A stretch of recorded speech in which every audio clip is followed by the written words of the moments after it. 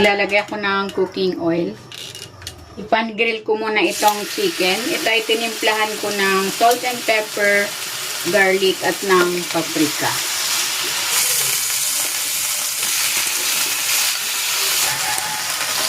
Ayan, okay na ito. Hanguin ko na, and then iwain ko naman ito into bite size. Ayan, gagawin ko na yung salad. Meron ako ditong apple. Binabad ko yan sa konting lemon at honey para hindi mangitim. Ilalagay ko na rin tong celery. Meron din ako ditong assorted grapes. Then itong grilled chicken. At itong roasted walnuts.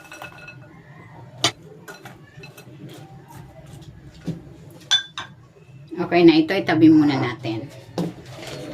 Gagawin ko naman yung dressing. Maglalagay ako ng mayonnaise.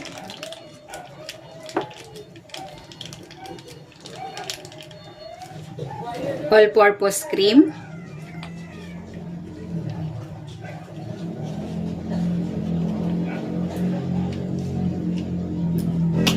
Lemon juice. Maglalagay din ako dito ng honey. Salt.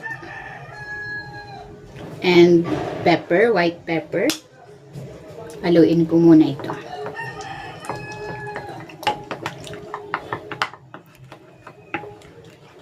Ayan, okay na ito. Pwede na natin itong ihalo. Nilipat ko sa medyo malaking bowl para ay halo natin ng maigi. Buhos ko na dito yung dressing.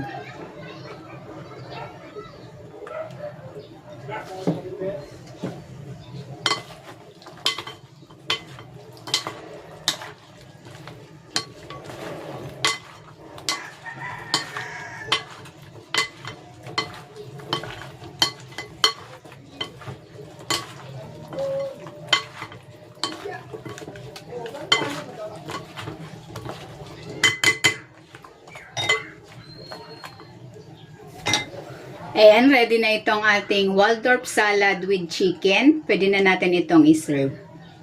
Ayan, meron ako dyan bowl na may lettuce. Ilalagay ko na itong ating salad.